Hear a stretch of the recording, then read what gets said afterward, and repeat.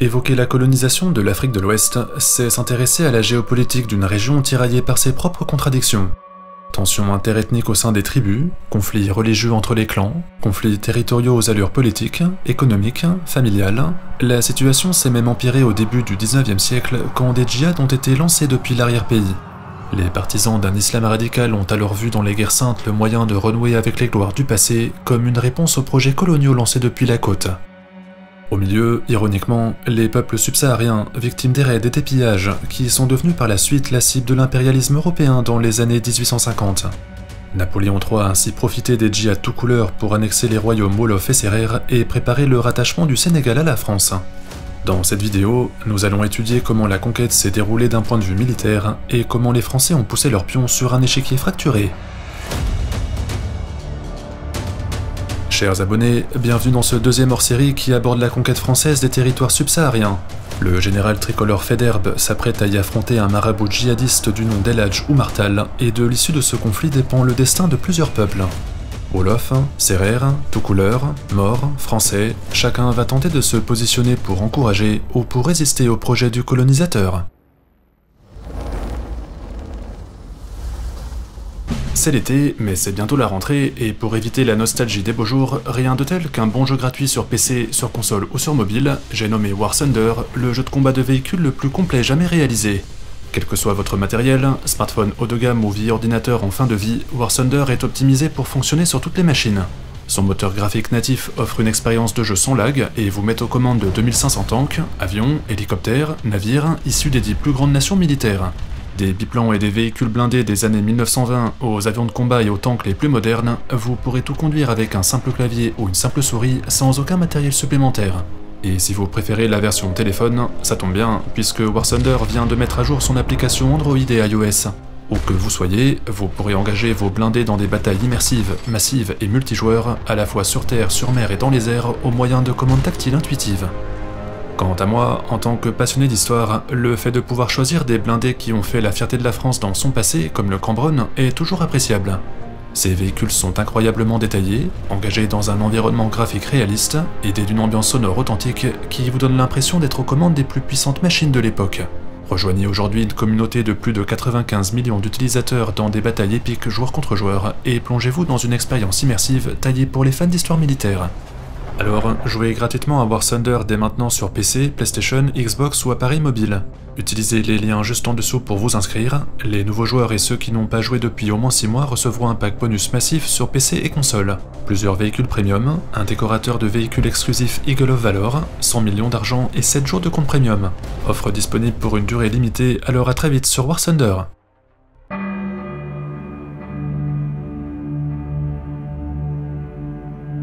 Entre 1850 et 1864, Napoléon III nourrit des ambitions impériales pour l'Afrique de l'Ouest et cherche un moyen d'en faire une colonie qui prendra le nom de Sénégal. Seulement, le long des rives du fleuve du même nom, les tout couleurs aux commandes d'un certain El Hadj Oumar Tall y mènent un djihad à la croisée de l'islam et du maraboutisme. Penchons-nous d'abord sur cette guerre sainte qui prend les Africains par surprise, avant d'aborder la stratégie des Français pour justifier la conquête de la vallée. Pour analyser la notion de djihad au Sénégal dans la seconde moitié du 19e siècle, il est nécessaire de faire une brève analyse historique pour comprendre de quoi nous parlons.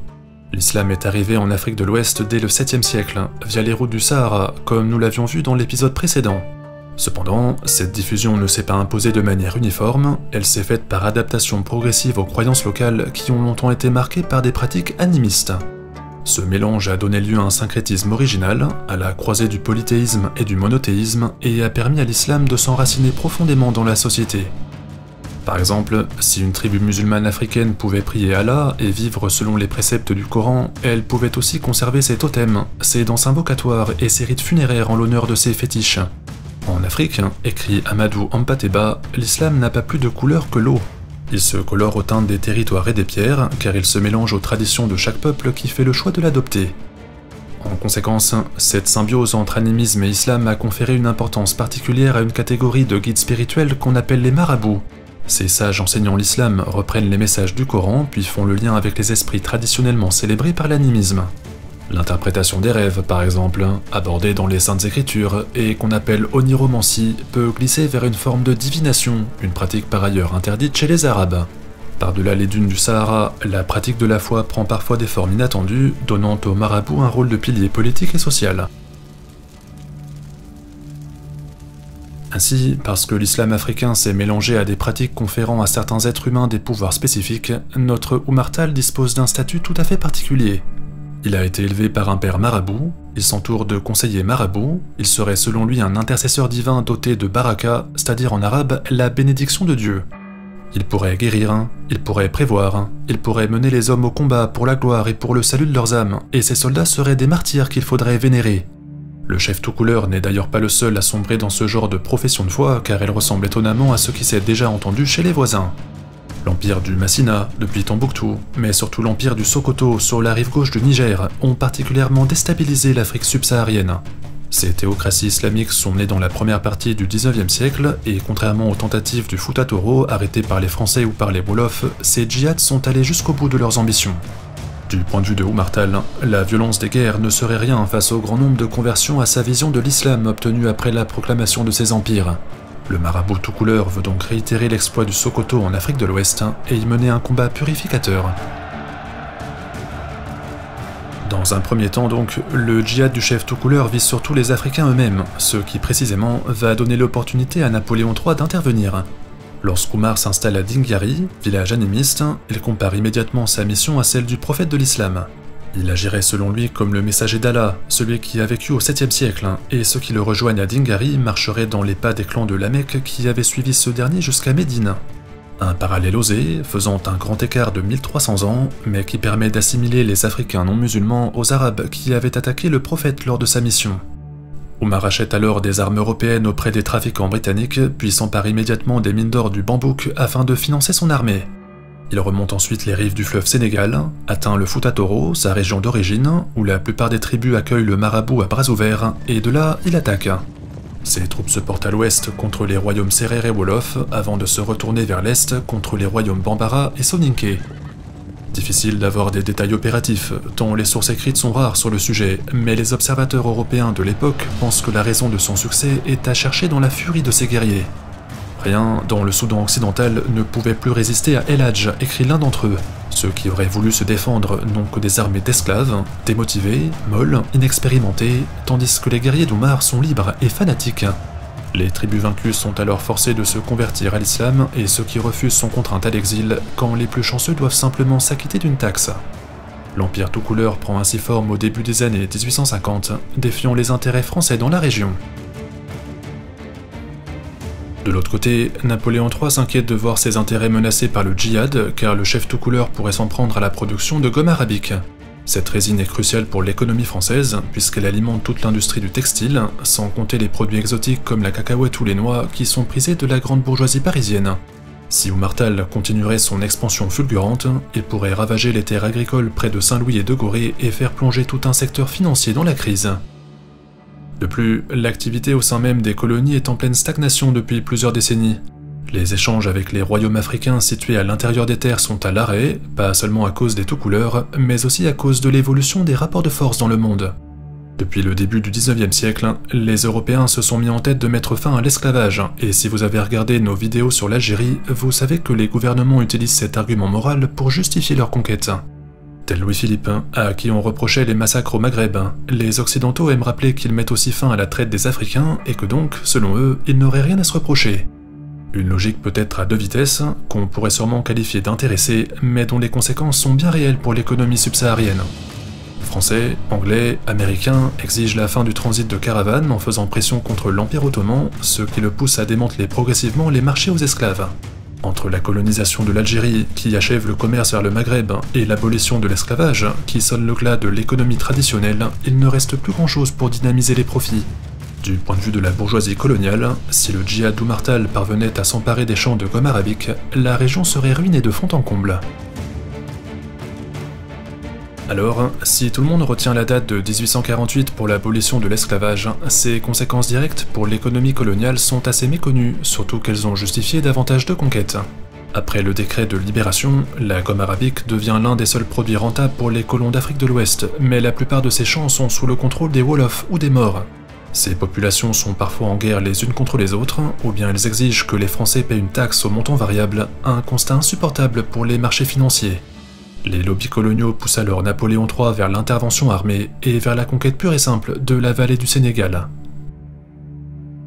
Sinon, au-delà de ces justifications d'ordre économique, l'empereur craint également la concurrence avec les Anglais dans la région.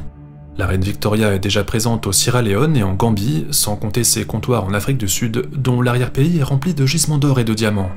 Déjà que les Britanniques ont colonisé les Indes, pas question que la France leur laisse aussi les métaux précieux d'Afrique de l'Ouest. Paris veut lancer des expéditions militaires avant que les tuniques rouges ne lui brûlent la politesse et entend prendre le contrôle des gisements aurifères au sud du Sahel. En 1854, un certain Louis Faidherbe est donc nommé gouverneur du Sénégal avec la mission délicate de conquérir le fleuve et de le faire avant que les djihadistes ou les Anglais ne consolident leur position.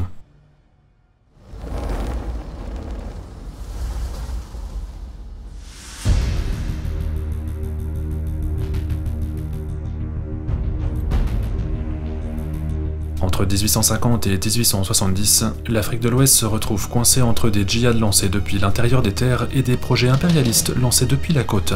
C'est notamment le cas pour les Wolof et les Sérères, pris en étau, dont le destin est désormais suspendu aux campagnes militaires du capitaine Faidherbe.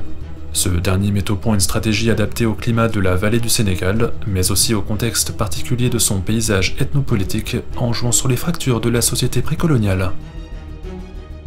Dès le départ, en 1854, le nouveau gouverneur commence par annexer le royaume du Waalo, l'ancien allié des colons de Saint-Louis déjà très affaibli.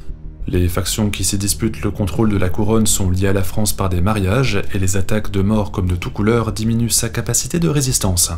Ndate Yala, la dernière reine de cette principauté, tente en vain de résister, mais elle est contrainte à l'exil quand sa monarchie est suspendue. Faidherbe met ainsi fin à un état vieux de presque 600 ans et fusionne son territoire aux comptoirs coloniaux. Par la suite, le gouverneur joue sur les rivalités existantes entre les tribus noires habitant la rive gauche du fleuve et les Maures installés sur la rive droite. Les premiers sont régulièrement la cible de pillages perpétrés par les seconds et tout le travail de Faidherbe consiste à supprimer la libre circulation sur le cours d'eau.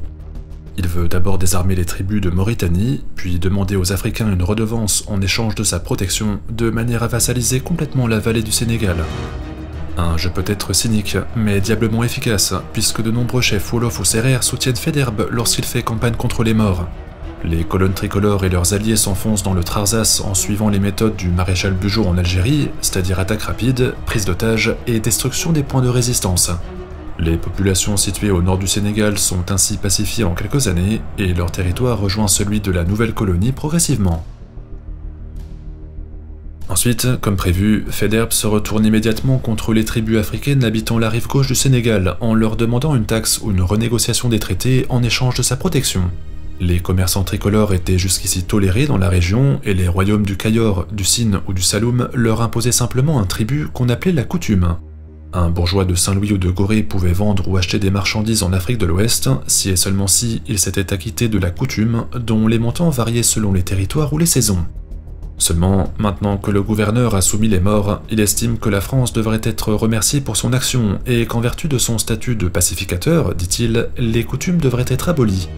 Ceux qui acceptent sont intégrés dans l'empire colonial, ceux qui refusent sont combattus, voire détruits, et les colonnes françaises toujours alliées à de nombreux Africains sillonnent le sud de la vallée.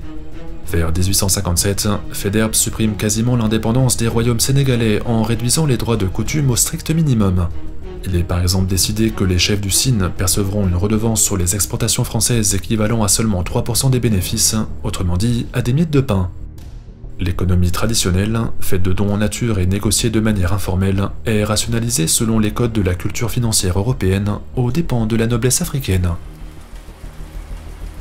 En saison humide, quand les eaux du Sénégal remontent de plusieurs mètres, Faidherbe porte ses efforts vers le Fouta Toro, là où les partisans de El Hadj Oumar Tall sont les plus forts. Ces soldats remontent le fleuve à contre-courant grâce à des navires à vapeur dont la technologie surprend les djihadistes et lance des raids en plein cœur du territoire ennemi depuis les berges. Un peu comme les Vikings, qui surprenaient les Carolingiens en sillonnant les rivières, les Français prennent le marabout au dépourvu en utilisant le cours d'eau pour investir son pays.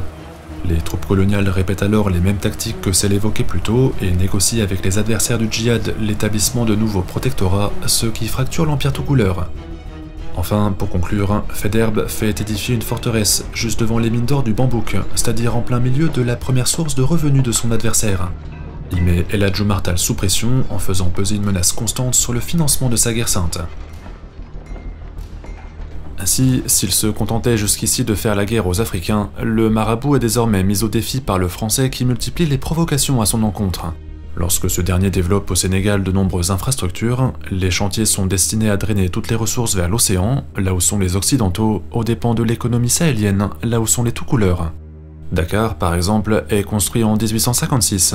La ville est conçue pour devenir une future capitale, et le gouverneur envisage de construire une ligne de chemin de fer qui partirait de la nouvelle cité pour rejoindre le fleuve Niger à plus de 800 km. Forcément, le tracé théorique passerait en plein milieu des mines d'or du Bambouk et ferait la jonction avec la forteresse évoquée juste avant. Ce chantier reste à l'état de projet, mais les rumeurs font craindre au marabout une perte de contrôle, si bien qu'il s'est peut-être senti forcé d'attaquer. Au cours de l'année 1857, Faidherbe obtient donc ce qu'il voulait, une occasion de défier les tout-couleurs en bataille rangée et de faire parler de sa puissance de feu pour leur porter un coup décisif. El Hadj Omar Tall prend en effet de sérieux risques en montant à l'assaut du fort appelé Médine, où selon les sources françaises, il attaquerait avec près de 20 000 hommes. Que ce chiffre soit vrai ou non, la garnison semble en tout cas écrasée numériquement, si bien qu'elle envoie sans tarder un message d'appel au secours au régiment de Saint-Louis. La communication met quelques jours à parvenir à son destinataire. Par contre, les renforts de Faidherbe ne pourront arriver que dans quelques mois, car Médine est située à 650 km de l'océan. Il leur faut presque 80 jours pour remonter le fleuve, ce qui laisse tout le temps aux djihadistes d'écraser leur ennemi. Pourtant, la petite garnison française ne cède rien, et les tout-couleurs armés de fusils de contrebande, de lances ou de flèches meurent les uns après les autres au pied des remparts. Les guerriers du marabout ne lâchent rien non plus, et à force d'attaquer, à force d'insister, à force de ne pas compter leurs pertes, ils parviennent à épuiser les stocks de munitions des défenseurs. L'officier chargé du fort de Médine aurait alors décidé de se faire sauter avec la poudre, quand soudain il aurait entendu le clairon sonner depuis les berges. Faidherbe aurait débarqué juste à temps et aurait ainsi sauvé ses hommes à la dernière minute en prenant l'assaillant sur les arrières. Les tout-couleurs auraient donc été mis en déroute, trompés peut-être par une saison des pluies arrivée plus tôt que prévu, qui aurait facilité la navigation des Français sur le fleuve. Après le siège et la bataille du fort de Médine, l'Empire tout-couleur est presque vaincu et les Français annexent tout le territoire depuis le Fouta Toro jusqu'à l'entrée du Bambouk. Nous sommes alors en 1858, 4 ans seulement après la nomination de Faidherbe, et ce dernier reçoit le titre de général pour ses actions jugées décisives. On pourrait croire que l'histoire s'arrête ici, mais certains aristocrates africains dénoncent la politique coloniale de la France et tentent de regagner leur indépendance en prenant les armes. Lat Dior, par exemple, roi, ou plutôt Damel du Cayor à partir de 1862, décide de changer de stratégie.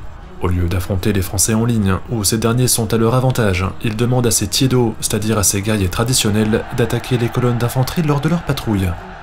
Les tiédos ont déjà prouvé leur valeur contre les djihadistes, quoique armés de lances et de vieux mousquets, l'affrontement contre les tricolores leur coûte extrêmement cher. À Ngolgol, en 1863, ils infligent quand même aux coloniaux l'une de leurs pires défaites, puis tentent de soulever toute la région avant que le piège français ne se referme. Faidherbe ne rétablit la situation que l'année suivante, et ne le fait qu'avec le soutien du concurrent de la Dior, Madiodio, qui s'allie à lui pour retrouver son trône. Une fois n'est pas coutume, le gouverneur joue sur les tensions intra-ethniques pour diviser les Africains et pour imposer l'autorité coloniale avec le soutien de nombreux autochtones.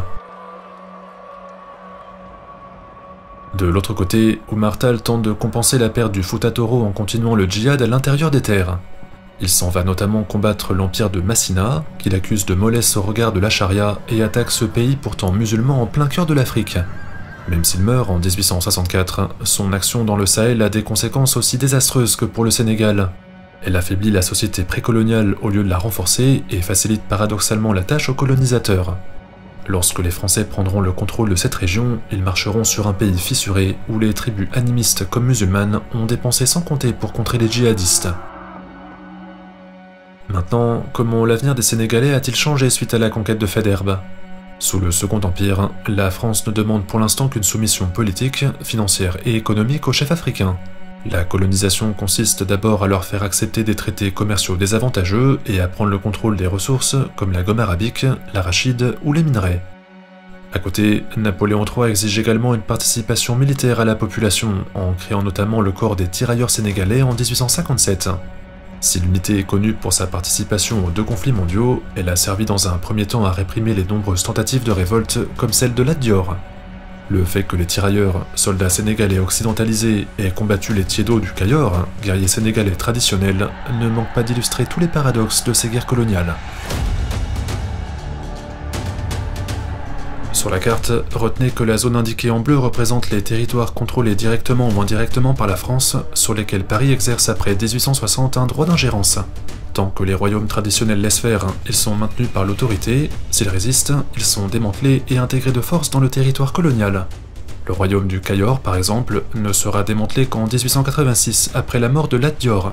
Son voisin, le royaume du Jolof, tentera de l'aider et connaîtra pour cette raison un sort similaire en 1890. D'autres, comme le royaume du Galam, sont avalés dès 1858, quand le royaume du Bambouk s'affaiblit progressivement jusqu'en 1887. Le Sénégal français prend ainsi forme sur les ruines laissées par les marabouts djihadistes et les colons, et ses légendaires mines d'or passent sous contrôle occidental jusqu'en 1960. Pour terminer, merci encore à War Thunder d'avoir sponsorisé la vidéo d'aujourd'hui. Découvrez ce jeu gratuit sur PC, PlayStation, Xbox ou mobile en utilisant les liens dans le commentaire épinglé ou la description de la vidéo pour vous inscrire. Les nouveaux joueurs ou ceux qui n'ont pas joué depuis au moins 6 mois recevront également un pack bonus massif sur PC et console. Plusieurs véhicules premium, des lions d'argent pour investir et bien plus encore, alors à très vite sur le champ de bataille. Quant à nous, qui concluons ici le dernier hors-série de notre cycle sur Napoléon III, nous reviendrons bientôt en Afrique dans la prochaine série sur la Troisième République. N'hésitez pas à vous abonner ainsi qu'à laisser un j'aime si la vidéo vous a plu et n'oubliez pas d'activer la cloche pour ne rien manquer. Bon été, bonne rentrée et à très vite sur Bataille de France.